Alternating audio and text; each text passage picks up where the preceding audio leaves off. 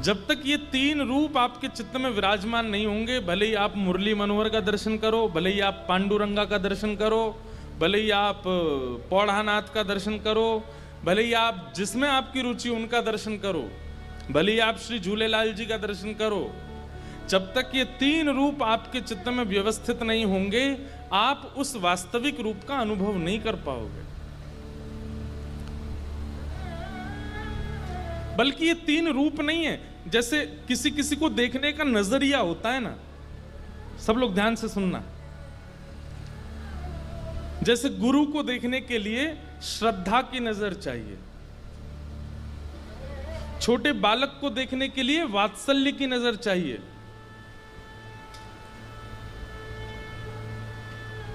पति को देखने के लिए, पत्नी को देखने के लिए प्रेम और सम्मान की नजर चाहिए, विद्यार्थी को देखने के लिए ताड़ना की नजर चाहिए, थोड़ा सा स्ट्रिक्टनेस चाहिए नजरों में।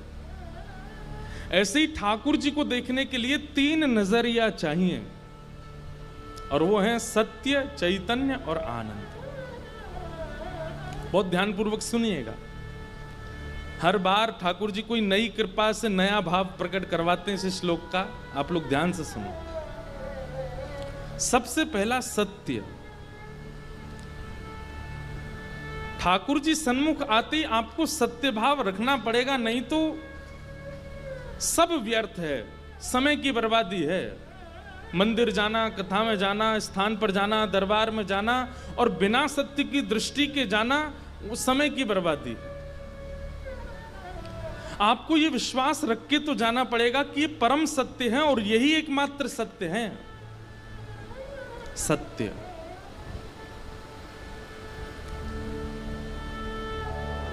ठाकुर जी के प्रति सत्य दृष्टि। और सत्य दृष्टि कैसी होती है? सत्य दृष्टि का मतलब ये होता है कि जिसके प्रति सत्य का भाव है, उससे आप ना तो कुछ छुपा रहे हो और ये भी आपको पता है कि ना इनसे कुछ छुपा है, वो सत्य होता है।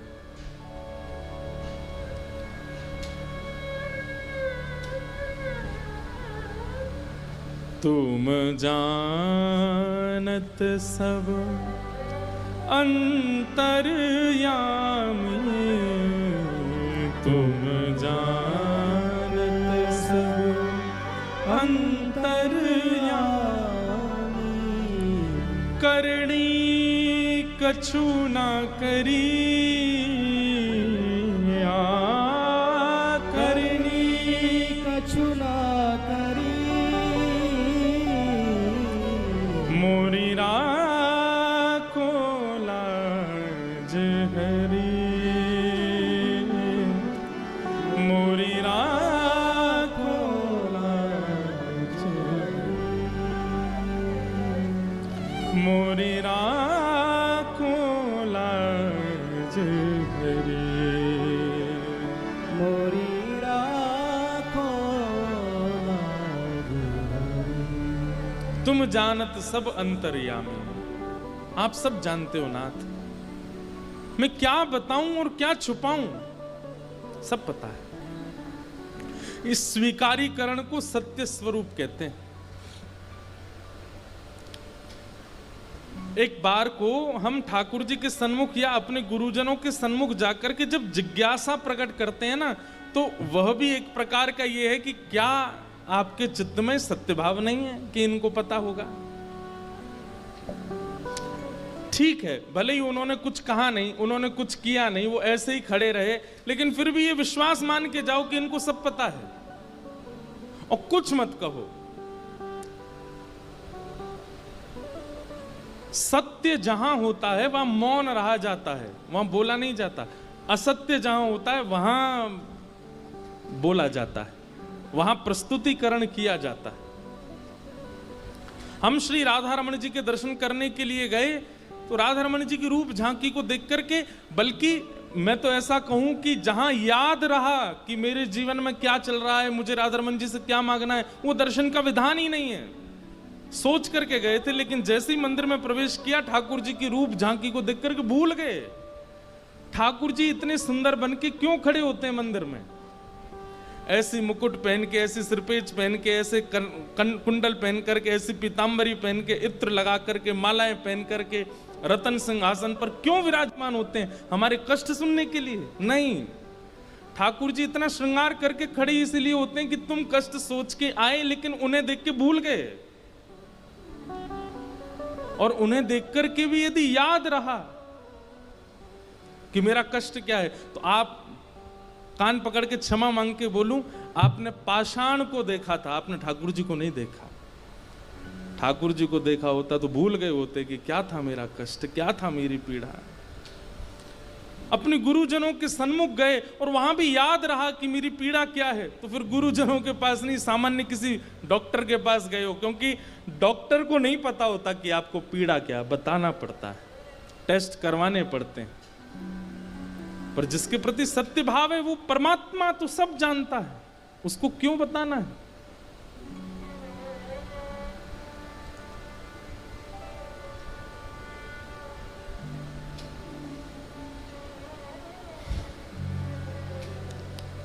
कितने भक्तों के चरित्र हमने सुने हैं, किसी भक्त ने कभी कोई शिकायत नहीं की ठाकुर जी से। क्यों? क्योंकि वो सत्य मानते हैं उनको, वो जानते हैं कि इन्हें सब पता है। भक्तिमती मीराबाई के जीवन में ऐसा कौन सा क्षण था जो सुख में निकला हो? एक भी नहीं, सब कष्ट में था हमारे अनुसार। लेकिन फिर भी मीराबाई कभी परेशान नहीं हुई, क्योंकि ठाकुर जी के प्रति सत्य निष्ठा, सत्य भावना है उनके चित्त में। भगवत दर्शन से पहले सबसे पहले जो आपकी दृष्टि में गुण आना चाहिए वो ये कि ये सत्य हैं, ये सब जानते हैं। और जो बात हमने कही उसको नोट कर लीजिएगा।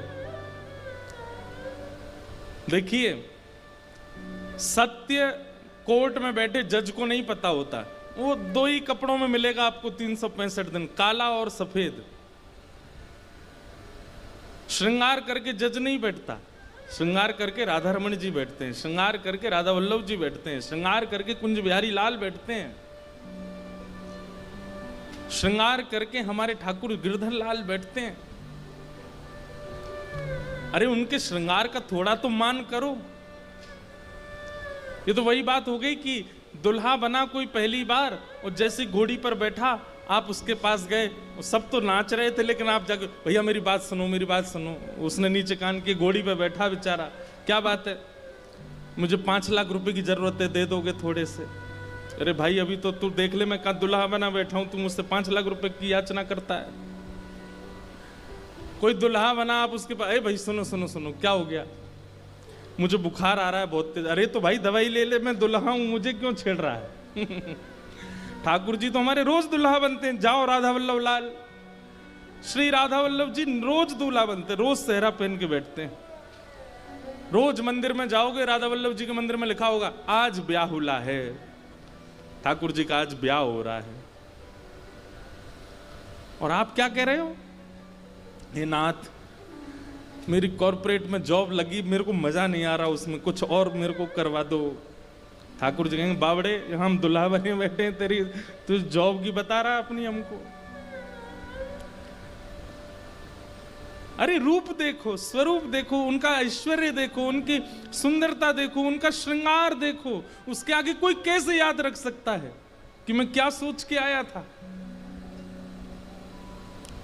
अरे हम तो कहते हैं कि बाहर द्वार तक याद था, भीतर आके भूल गए, और फिर जब बाहर निकल के गए तो ये भी भूल गए कि मैं सोच के क्या आया था, पीड़ा थी क्या, मुझे याद ही नहीं रहा। मीराबाई के पूरे चरित्र में हमने देखा कि ज्यादा से ज्यादा 2 या 3 बार उनको याद रहा और उन्होंने बोला। एक बार तो तब जब उनकी वजह से एक वैद्य को विष दे दिया गया तब, और एक बार तब जब मीराबाई की वजह से ब्राह्मण लोग अनशन पर बैठ गया। पूरा चरित्र आप सुनोगे तो आपको पता चलेंगी बातें। बाकी कभी मीराबाई ने शिकायत नहीं की ठाकुर जी से, इतनी पीड़ाएं सहती नहीं। क्यों? क्योंकि वो सत्य मानती हैं, वो जानती हैं कि इनको सब पता है,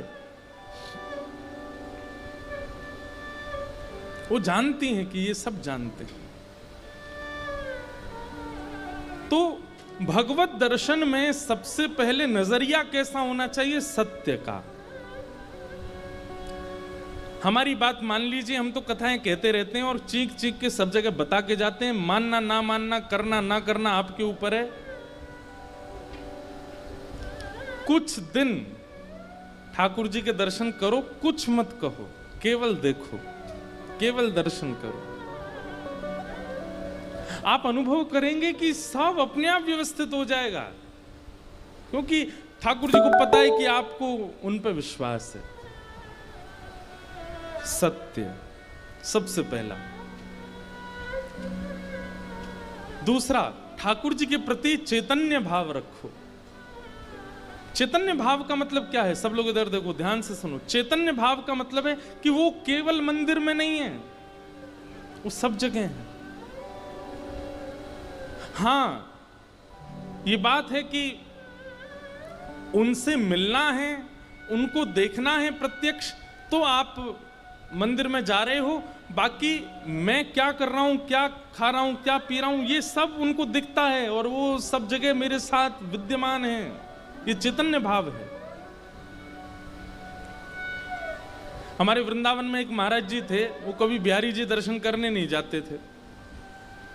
इतने साल वृंदावन में रहे लेकिन बिहारी जी नहीं गए। कुछ लोगों ने कहा, बोले बाबा आप बिहारी जी दर्शन करने नहीं जाते? तो ऐसे सिंहासन पे उनके गोपाल जी बैठे थे, उनकी ओर इशारा करके बोले ये कौन है? बोले ये गोपाल जी। ये बिहारी जी नहीं है? बोले ये भी बिहारी जी हैं। तो बोले फिर मैं कहीं और क्यों जाऊं, मुझे इनमें बिहारी जी, इन्हीं में राधा रमण जी, इन्हीं में राधा वल्लभ, सब मुझे इन्हीं में दिख जाते हैं। चैतन्य भाव। मैं कथा में कहा करता हूं एक बात कि लोग कई बार ऐसा सोचते हैं कि हमारे घर के ठाकुर जी जो हैं ये कम ऐश्वर्यवान हैं, मंदिर में जो बैठे हैं वो ज्यादा हैं। नहीं, समान है, समत्व है। और ये कब संभव हो सकता है? जब आप चैतन्य बुद्धि रखोगे। खम वायु अग्निम सलिलम महिम च ज्योतिम से सत्वानि दृशो द्रुमादीन सरित समुद्रांश हरे शरीरम यत्किंच भूतम प्रणमेत अनन्यम। सब में भगवत दृष्टि रखो। स्वयं भगवान गीता में कहते हैं, ईश्वर सर्वभूतानां हृदय शीर्जुन तिष्ठति। सब में भगवत दृष्टि, चैतन्य भाव। और सब में अगर नहीं कर पा रहे हो, अभी इतनी योग्यता नहीं बन रही कि सब में भगवत दर्शन हो, तो कम से कम मानव छोड़ करके जड़ वस्तुओं में ही देखना प्रारंभ कर दो। जड़ वस्तुओं में भी नहीं देख पा रहे हो तो कम से कम मंदिरों में जो पाषाण है उनको पाषाण मत मानो, उनको साक्षात भगवत अनुभव करके उनमें भगवत भाव रखो। ये पत्थर के हैं, ये लोहे के हैं, ये तांबे के हैं, ये अष्ट धातु के हैं, ये सब विचार ठाकुर जी के लिए शब्द भी नहीं आने चाहिए। हमारा संबोधन कोई इस प्रकार नहीं करता, देखो वो मांस का टुकड़ा घूम रहा है, तुम मिलके आए उससे।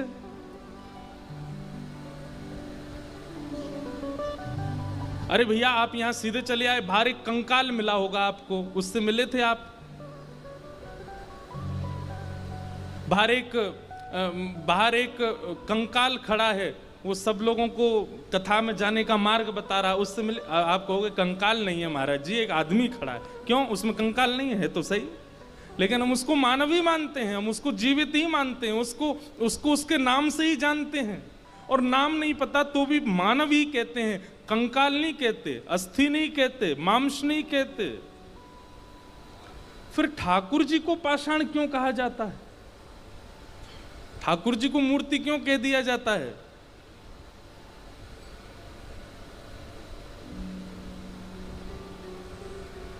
ये चैतन्य बुद्धि नहीं है इसलिए कहा जाता है। अरे वो चित्रपट भी है ना तो भी ठाकुर जी हैं,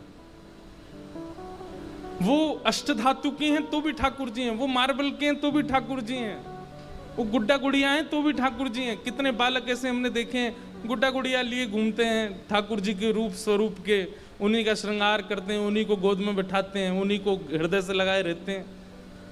चैतन्य बुद्धि यदि नहीं होगी तो फिर ठाकुर जी का अनुभव मुश्किल है।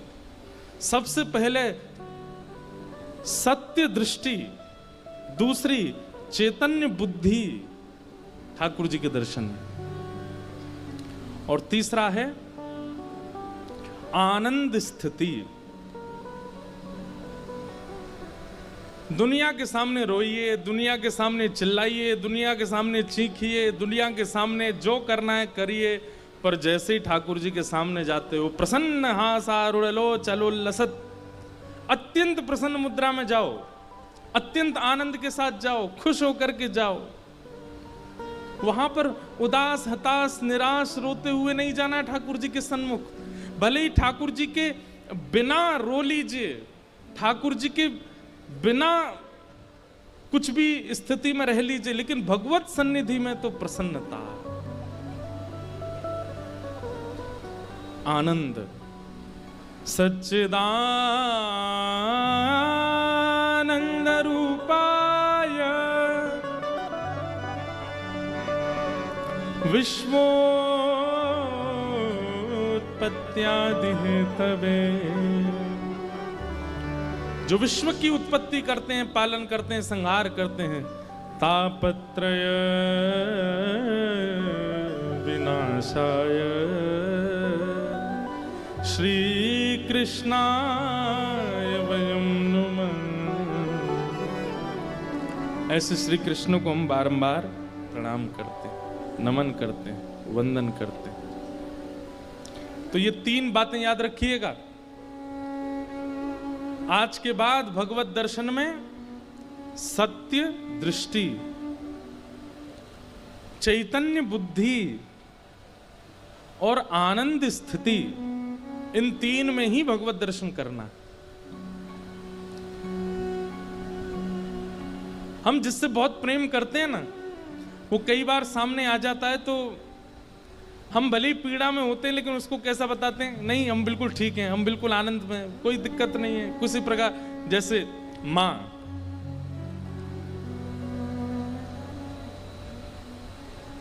जैसे मां,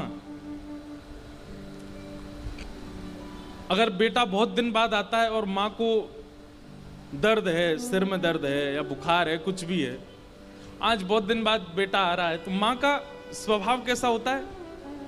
उसको पता ना चल जाए, उसको पता नहीं चलना चाहिए कि मैं बीमार हूं, उसको पता नहीं, मेरी दवाइयां छुपा दो। कई माँ ऐसे करती है ना। या बेटा बाहर भी होता है तो माँ घर के लोगों से कहती है डॉक्टर बुला लो, दवाई करा दो, उसको मत बताना, उसको पता नहीं चलना चाहिए। क्यों? प्रेम में सह लिया जाता है, बताया नहीं जाता है। और जहां सहने की स्थिति ना होती हो, वो प्रेम नहीं है। हमारी व्यासपीठ प्रेम लक्षणा भक्ति को केंद्र में लेकर के चलती है, और यहां प्रेम लक्षणा भक्ति की बातें बताई जाती हैं, इसलिए उसी भाव से सुनिए। हमारी व्यासपीठ और भागवत जी की माने तो ठाकुर जी के सन्मुख कहना नहीं है, सहना है। आपकी जैसी राजी हम राजी हैं, आपकी जो रजा हमको प्रिय लगती है हम सह लेंगे, लेकिन कहेंगे नहीं आपसे। एक होता है सह लेना और कहना नहीं, पर अपने एक्सप्रेशन से सामने वाले को पूर्ण रूप में पता करवा देना कि ये पीड़ा में है, ये भी गलत है।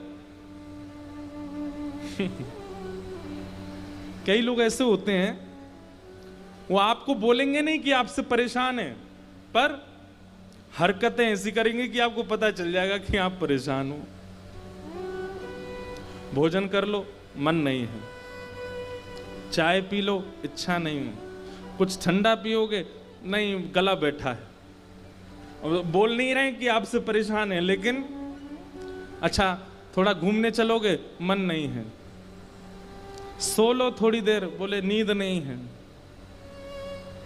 पानी पियोगे, प्यास नहीं है मुझको।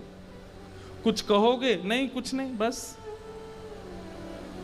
अब देखो इसमें ये स्थिति क्या है कि बोल नहीं रहे हैं कि परेशान है, लेकिन अपना व्यवहार ऐसा कर दिया है कि उसको पता चल ही जाएगा कि वो परेशान है। कई लोग ऐसा भी कर सकते हैं ठाकुर जी के सन्मुख जाकर के, बोल नहीं रहे, इंद्रेश जी मना करके गए थे, बोलना नहीं है, कष्ट कितना है।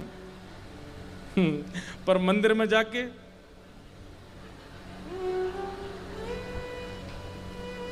आरती हो रही है, सब लोग हाथ जोड़ करके खड़े हैं। बंगला बहुत अच्छा बना ना, ठीक है, अच्छा। वृंदावन परिक्रमा चलो, चल रिक्शा में चलूंगा, पैदल नहीं। ठाकुर जी कहेंगे हमेशा तो पैदल जाता, आज रिक्शे में क्यों? अब ये हरकतों से आप बता रहे हो कि आप परेशान नहीं।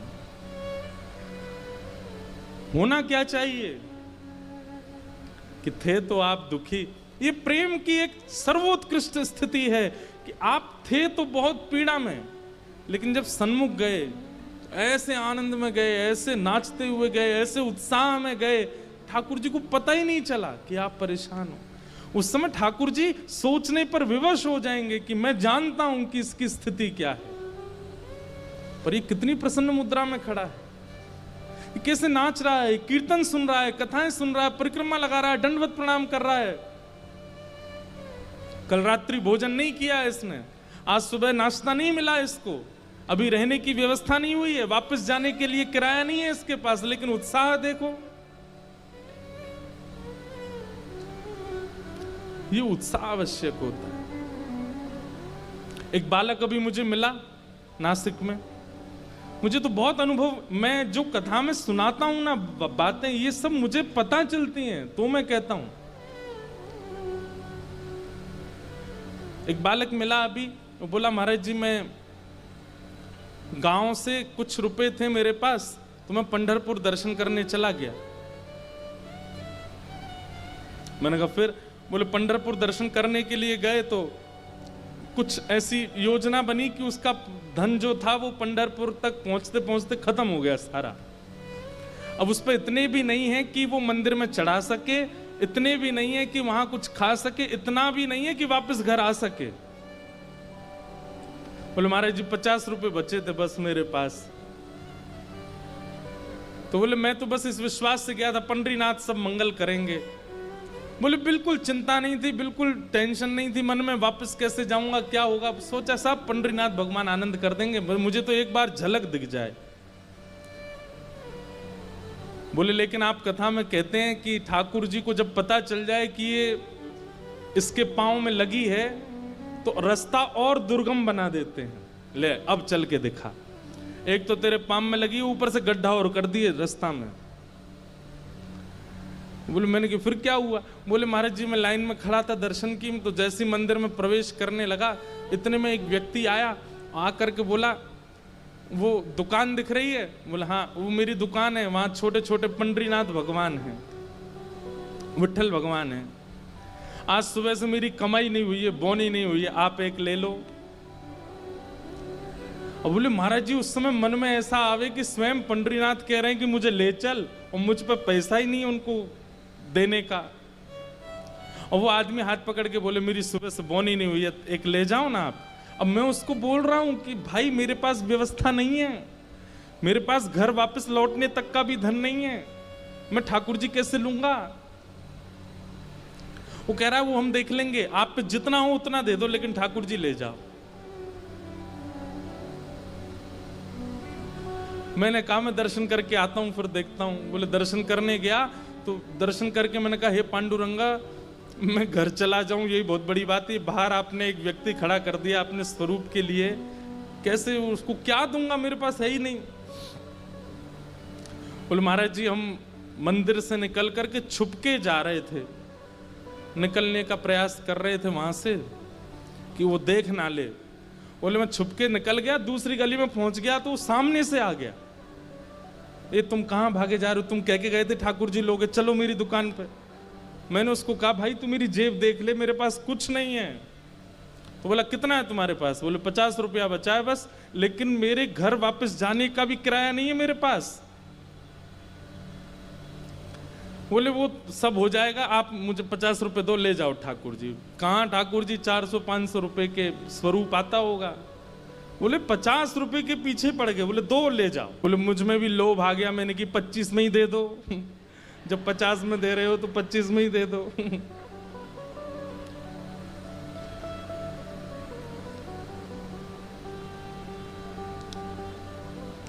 ले लिए ठाकुर जी।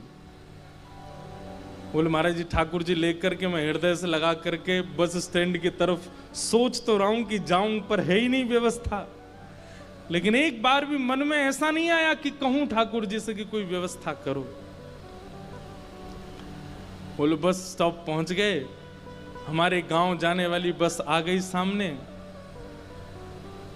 कंडक्टर बोला चढ़ जाओ भैया, वहां जाने की है। तो बोले मैं उसको बोलना चाह रहा था कि भाई तुम पहले सुन लो मेरी स्थिति, फिर बैठाना बस में। लेकिन बोले इतनी भीड़ आई, बस धीरे धीरे खिसकने लगी, लोग बाग चढ़ने लगे, कंडक्टर ही हाथ पकड़े जल्दी बैठो। अरे भैया मेरी बात तो, बोले सुनाना, बस में बैठ के सुनाना, पहले चढ़ जाओ ऊपर। चढ़ गया। बोले मैं उसको बार बार मुझे लगा कि संकोच में बाद में पैसा नहीं दे पाऊंगा तो उतार देगा तो बुरा लगेगा, अभी बता देता हूं इसको। बोले भैया मेरी बात सुनो। बोले मैं उसके पीछे ही पड़ा रहा, वो मेरी सुन ही नहीं रहा था। मैं बार बार उसको बोलूं भैया मेरी एक बात तो सुन लो। बोले रुक जा अभी पीछे टिकट काट के आता हूं। बोले पीछे चला गया, कहीं बैठ गया, फिर पीछे जाके किसी से बात करने लगा। मैंने कहा भैया मेरी बात तो सुनो, मुझे आपको एक बात बतानी है। बोले इतने में तो आधा रास्ता पार हो गया। वो बोलता है कि अभी एक जगह बस रुकेगी चाय पीने, वहां बताना मुझे। वो बोले ना वो मुझसे पैसे मांग रहा है ना मेरी सुन रहा है। बोले वहां में उतर गया तो उसका पेट खराब हो गया, वो वॉशरूम में ही बैठा रहा बहुत देर। तो बोले वहां से निकल के आया, बस चलने का समय फिर बैठ गया। मैंने उसको फिर कहा भैया आप मेरी बात सुन लीजिए, बाद में आप मुझे नाराज। बोले फिर पता नहीं क्या कारण बन गया, कभी कहीं चला जाए कभी कहीं। बोले मेरी सुनी ही नहीं, मुझसे बोला चुपचाप बैठे रहो मैं बात करूंगा बाद में। बोले जब मेरा घर 5 मिनट की दूरी पर रह गया तब आया मेरे पास।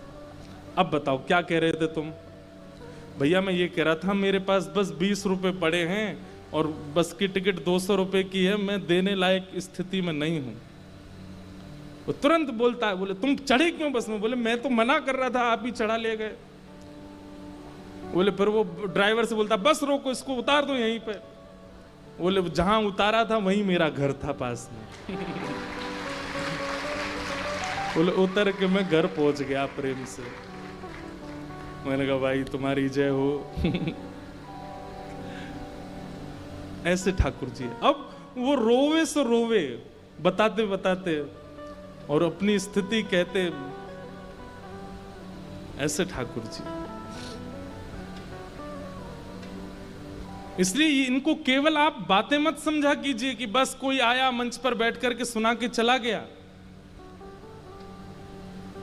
एक बार पालन करके देखिए, आप स्वयं अनुभव करेंगे कि परिवर्तन दिखा है मुझे। सत्य, चैतन्य और आनंद, इन 3 स्थितियों का भाव। श्रीमद् भागवत का प्रारंभ इन 3 शब्दों से होता है, तो सोचिए इन शब्दों की महिमा कितनी होगी। सत्य नजरिया, चैतन्य बुद्धि और आनंद स्वभाव। मत बताइए ठाकुर जी को कि आप पीड़ा में हैं, ऐसा प्रिटेंड करो कि नहीं आप बिल्कुल ठीक हो, कोई दिक्कत नहीं है। ये प्रेम है।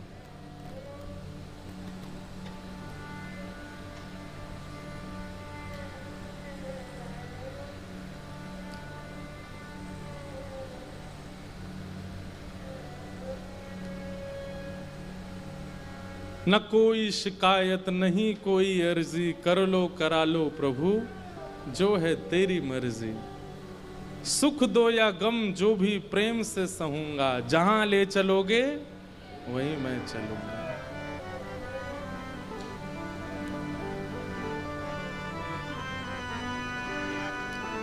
न कोई शिकायत नहीं कोई अर्जी, कर लो करा लो प्रभु जो है तेरी मर्जी।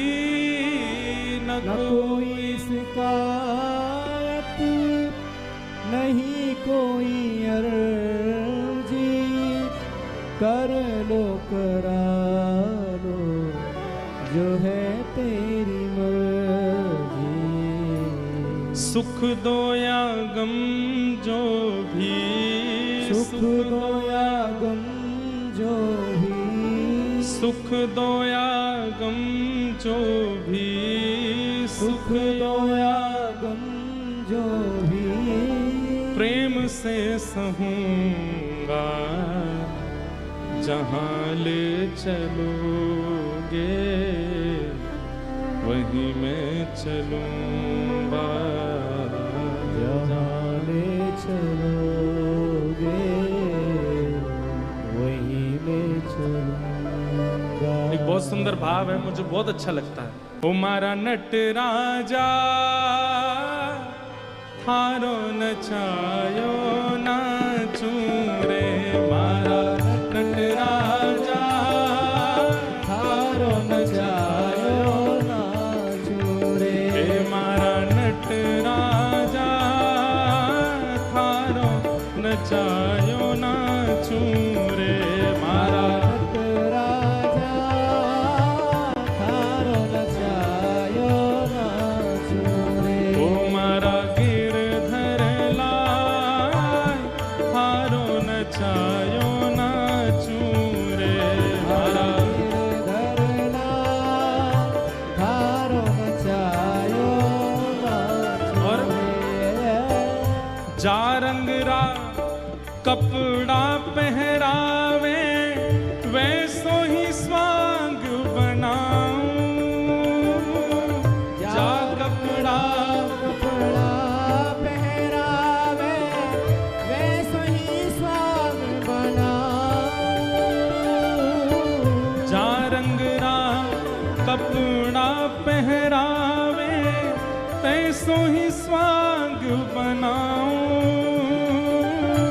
जा रंगरा कपड़ा पहरावे कैसो ही स्वांग बनाऊं। और जैसो बोल बुलावे मुख सो, जैसो बोल बोलावे मुख सो, जैसो बोल बुलावे मुख सो, जैसो बोल बोलावे मुख सो। मैं वैसी ही बात सुनाऊं सुनाऊं। मारा गिरधर लाल थारो नचायो नाचूं रे, मारा गिरधर लाल थारो नचायो नाचूं रे। हे राधा रमण लाला थारो नचायो नाचूं रे, राधा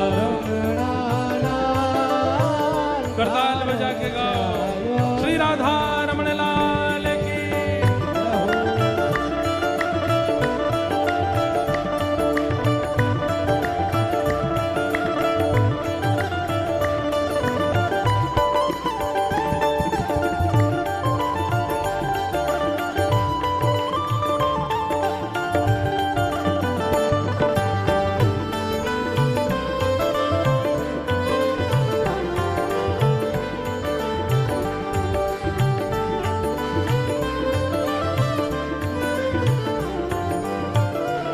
और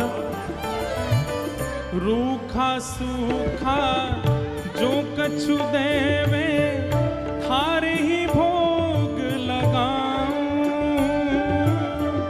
रूखा सूखा जो कछु देवे थारो ही भोग लगाऊं। ओ रूखा सूखा जो कछु देवे थारे ही भोग लगाऊं। रूखा सूखा जो कछु देवे थारे ही भोग लगाऊं। और रूखा सूखा ठाकुर जी कहेंगे अच्छा तो रूखो सूखो हमें भोग लगावे को। फिर अगली पंक्ति में क्या कह रहे हैं, और कभी कभी हाँ खीर परोसिया छाछ राबड़ी, खीर परसया छाछ राबड़ी, खीर परसिया छाछ राबड़ी, खीर परसया छाछ राबड़ी। मैं सबई प्रेम सो पवाऊं पवाऊं। मारा गिरधर लाल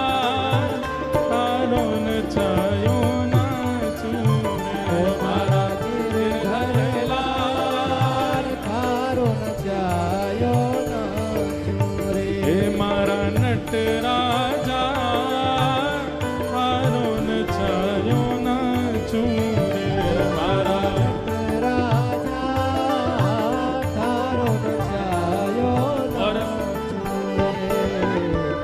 ये पंक्ति मेरी सबसे प्रिय है। क्या?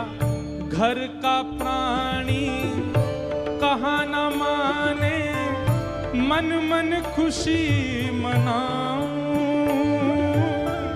घर का प्राणी कहा न माने, मन मन खुशी मनाऊं। सखा संबंधी कहा न माने, मन मन खुशी मनाऊं। सखा संबंधी कहा न माने, मन मन खुशी मनाऊं। कोई व्यक्ति आपकी एक बार कही गई बात मान जाता है, इसका मतलब क्या है? आपकी हर बात मानने वाले व्यक्ति के प्रति आपका मोह बढ़ेगा। अरे मैं जो कह दूं तुरंत करता है, तो उसके प्रति जो तनिक मोह होगा वो भी छूट जाएगा। ठाकुर जी यदि घर के लोग आपकी बात नहीं मानते हैं तो ठाकुर जी चाह रहे हैं भाई सब तज हरि भज, सब छोड़ दे मेरे पास रहे। घर का प्राणी कहा न माने, मन मन खुशी मनाऊं। घर का प्राणी कहा न माने, मन मन खुशी मनाऊं। हे थारे इस मंगल विधान में, थारे इस मंगल विधान में, थारे इस मंगल विधान में, थारे इस मंगल विधान में, मैं काहे टांग अड़ाऊं अड़ाऊं मारा गिरधर लाल थारो नचायो नाचूं रे मारा। गिरधर लाल थारो नचायो नाचूं। हे मारा नटराजा थारो नचायो नाचूं रे मारा। राजा थारो नचायो नाचूं। हे मारा गिरधर लाल थारो नचायो नाचूं रे मारा गिरधर लाल थारो नचायो नाचूं। और जो तू ठोकर मार गिरावे, लकड़ी जो गिर जाऊं। जो तू ठोकर मार गिरावे, लकड़ी जो गिर जाऊं। वैसे हमें पता है कि ये सब भाव आप गा रहे हो, मानने वाले नहीं हो इनमें से एक भी। घर का एक भी आदमी अगर आपकी सुनना बंद कर दे तो आप अनुष्ठान बैठा दोगे, आप ठाकुर जी के पाठ शुरू कर दोगे हनुमान चालीसा के, पत्नी सुनना शुरू करे मेरी नहीं, ठोकर लग जाएगी तो ठाकुर जी से शिकायत करोगे, नाथ क्यों इतनी ठोकरें लगती हैं मुझको। यहाँ गा रहे हो, ये आप सब लोग हमारे प्रति कृतज्ञता ज्ञापन कर रहे हो, पर इसको इम्प्लीमेंट करने वाले कोई भी नहीं है, मैं जानता हूं अच्छे से, लेकिन फिर भी गाइए। क्योंकि कभी कभी झूठ झूठ कहे तो सांची सांची होए, कभी झूठ झूठ बोलते बोलते बोलते वो सच भी हो जाता है। प्रसिद्ध कथा ना, शेर आया, एक आदमी रोज चिल्लाता था, गांव के लोग बचाने आते, मैं तो मजाक कर रहा था। 3 बार उसने मजाक किया, चौथी बार सच में ही शेर आ गया। तो क्या पता हम रोज कहें राधा रमन आ गए, राधा रमन आ गए, राधा रमन आ गए, 3-4 बार तो मजाक जैसा हो जाए, लेकिन क्या पता 5वीं बार सच में आ ही जाए। तो इसलिए भले ही आप करने वाले नहीं हो, लेकिन फिर भी गाओ। क्यों? 0.1% क्या पता असर हो जाए आप पर। हाँ, जो तू ठोकर मार गिरावे, लकड़ी जो गिर जा